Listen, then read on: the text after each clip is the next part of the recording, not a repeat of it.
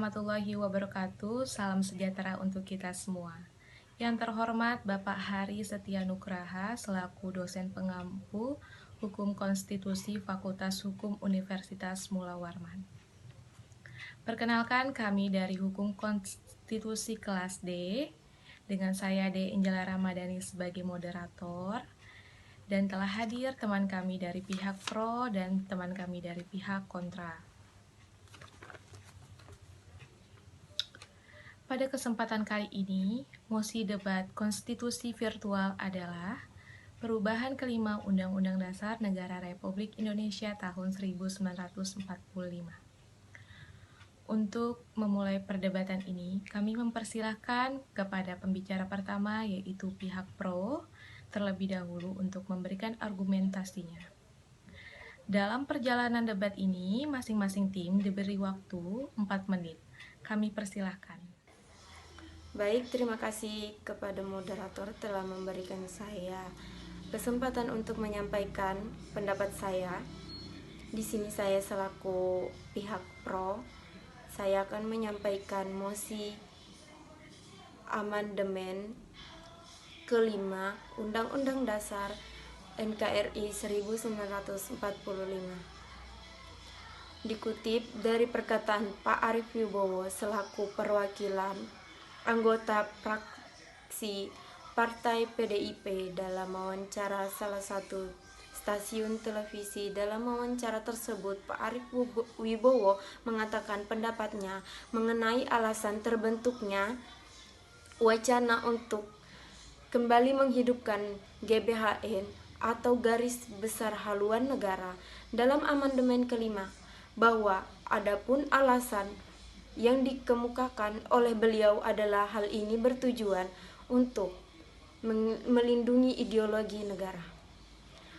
Ketidaksinkronan antara pusat provinsi, kabupaten, kota salah satu dari penyebab masalah ini adalah karena kita tidak mempunyai haluan negara.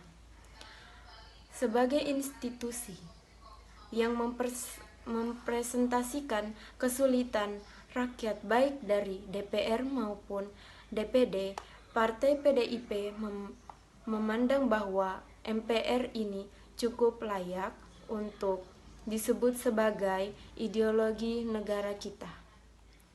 Perwakilan dari fraksi PDIP ini juga menjelaskan bahwa dalam perubahan Undang-Undang Dasar 1945 amandemen kelima itu tidak mengubah sistem pemerintah di Indonesia.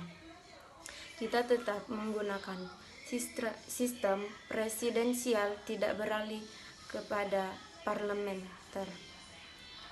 Perancangan Undang-Undang Dasar ini pun terbatas guna agar tidak keluar dari prinsip dan perancangan awalnya. Dan dalam penghidupan kembali GBHN ini tidak menggunakan kinerja MPR, karena dalam perubahan amandemen kelima ini hanya berfokus kepada menghidupkan kembali GBHN atau Garis Besar Haluan Negara. Walaupun pemilu dilakukan secara langsung, namun tetap saja tidak relevan apabila ruang gerak presiden tetap dibatasi. Sekian dari saya. Terima kasih. Saya kembalikan kepada moderator. Terima kasih kepada pihak pro untuk argumentasi yang telah dipaparkan.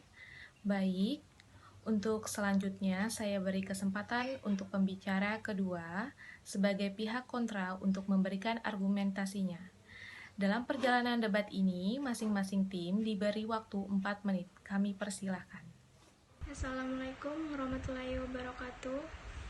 Terima kasih kepada moderator karena sudah memberikan saya kesempatan untuk menyampaikan pendapat saya.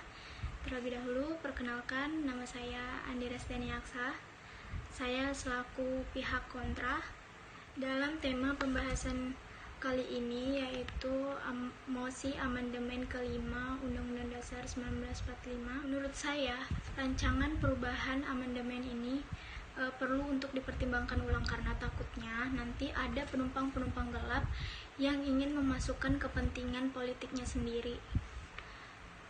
Dan adapun di dalam amandemen ini pasal yang memuat tentang masa jabatan presiden dan wakil presiden serta pengembalian kewenangan MPR untuk memilih presiden sehingga dinilai bertentangan dengan kedaulatan rakyat. Saya pun ada mengutip pendapat dari Pak Yusuf Kalla bahwa rencana perubahan amandemen dan penghidupan kembali GBHN atau Garis Besar Haluan Negara untuk dikaji ulang karena hal ini bisa menimbulkan dampak yang besar terhadap sistem ketatanegaraan kita.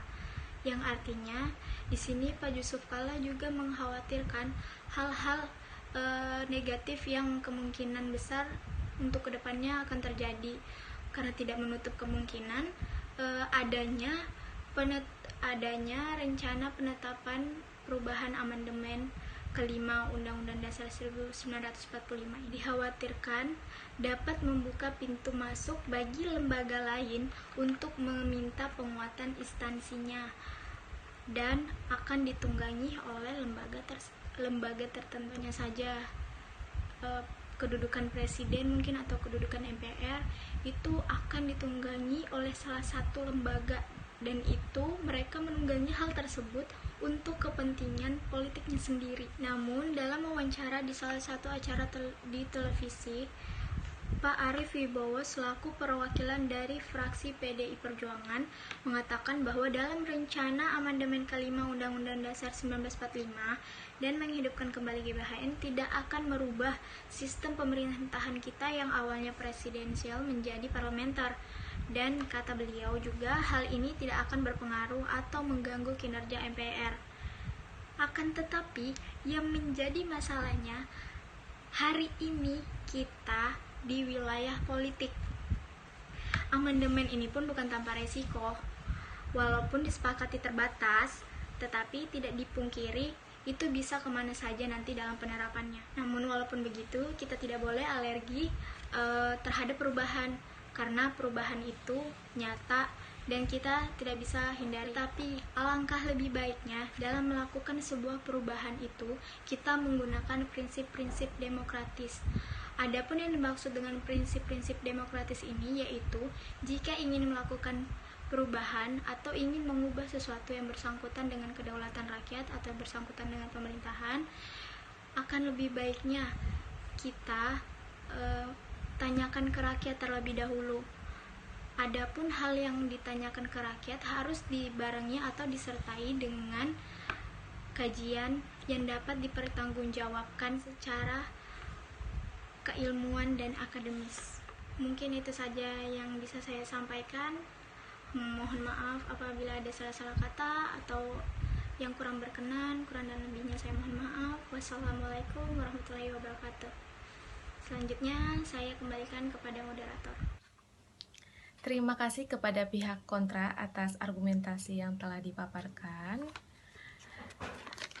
Dari perdebatan yang telah disampaikan oleh sudut pandang pro dan sudut pandang kontra, dapat kami simpulkan bahwa permasalahan pokok yang mengakibatkan terjadinya perdebatan adalah perumusan amandemen Undang-Undang Dasar Negara Republik Indonesia tahun 1945 yang multitafsir, perbedaan pendapat yang terjadi pula terkait dengan masalah konseptual.